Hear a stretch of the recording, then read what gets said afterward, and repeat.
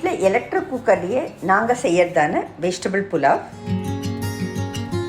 முதல்ல 1 கப் அளவு பாஸ்மதி ரைஸ் எடுத்து அதை கொஞ்சம் தண்ணியில் போட்டு நல்லா வாஷ் பண்ணிவிட்டு 1 கப் பாஸ்மதி அரிசிக்கு 2 கப் தண்ணி அப்படிங்கிற விகிதத்தில் தண்ணி சேர்த்து அந்த தண்ணியிலேயே அதை ஒரு அரை மணி நேரம் போல் ஊற வைக்கிறேன். எங்கிட்ட இருக்கிறது பேனசானிக் எலக்ட்ரிக் குக்கர்.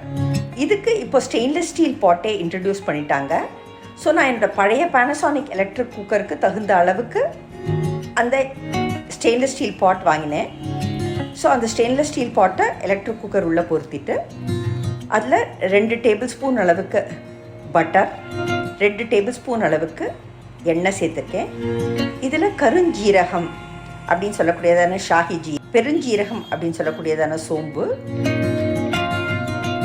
கசகசா, காய்ந்த வெந்தயக்கீரை இலைகள், கசூரி மேத்தி, இதை நல்லா கையால் க்ரஷ் பண்ணி போடலாம், நல்ல ஃப்ளேவரை கொடுக்கும்.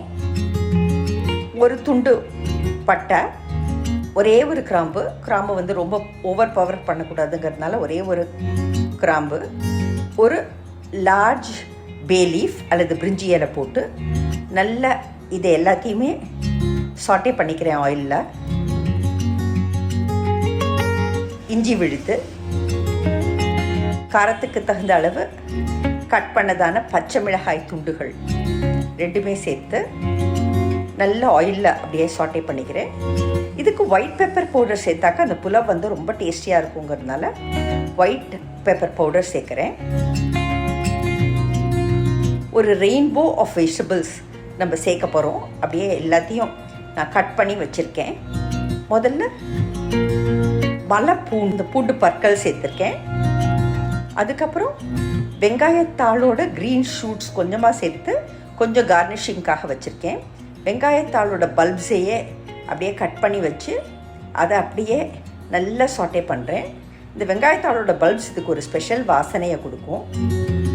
அது கொஞ்சம் நல்லா வறுபட்ட உடனே கட் பண்ணதான பீன்ஸு, கேரட்டு, காலிஃப்ளவர், கொடமிளகாய், பச்சை கொடமிளகாய், உரித்த பட்டாணி எல்லாம் சேர்த்து மேலும் நல்லா அப்படியே அதை ஒரு 2 to 3 minutes போல் வதக்கினா போதுமானது. அதில் தேவையான அளவு உப்பு சேர்த்து, நான் ரைஸுக்கும் தேவையான அளவு உப்பு சேர்த்துட்டேன். ஒரு 2 minutes அளவு வதக்கி விடலாம். இப்போ ஒரு 1/2 an hour அந்த தண்ணியில் ஊறி இருக்கிறதான அந்த பாஸ்மதி ரைஸ், 1 கப் பாஸ்மதி ரைஸ்க்கு 2 கப் தண்ணி போட்டு ஊற வச்சுருக்கோம். அந்த பாஸ்மதி ரைஸை மாத்திரம் தனியாக எடுத்து அதை இந்த வெஜிடபிள்ஸோடு போட்டு நல்ல ஒரு முறை பெரட்டிக்கலாம். எப்போவுமே பாஸ்மதி ரைஸை வறுத்துட்டு நம்ம புலாவ் பண்ணாக்கா ரொம்ப நல்ல வாசனையை கொடுக்கும் இல்லையா? அதனால் பாஸ்மதி ரைஸை நல்லா போட்டு அதையும் ஒரு 2 minutes போல் இந்த பாஸ்மதி ரைஸ் ஊற வச்சதான அந்த தண்ணியையே அப்படியே நான் வந்து எலக்ட்ரிக் குக்கரில் சேர்க்குறேன். நல்லா கலந்து விட்டுட்டு மூடிடுறேன். இது வந்து கீப் குக்கிங்லேருந்து நம்மளுக்கு கீப் வார்ம்க்கு வர வரைக்கும் நம்ம வச்சோன்னா போதும். ப்ரெஷர் குக்கர் மாதிரி இது விசில் அடங்கி தான் நம்ம திறக்கணுங்கிறது இல்லை. இது ஆன உடனேயே நம்ம திறந்துடலாம். ஸோ இப்போ வந்து இது கீப் வார்ம்க்கு வந்தாச்சு, உடனேயே நம்ம திறந்துடலாம். அது ஒரு ஆடட் அட்வான்டேஜ் நம்ம எலக்ட்ரிக் குக்கரில் செய்யறச்சு. அண்ட் ஸ்டெயின்லெஸ் ஸ்டீல் பாட்டில் செய்யறச்சு ரொம்ப ஹெல்த்தியாகவும் இருக்குது நம்மளுக்கு.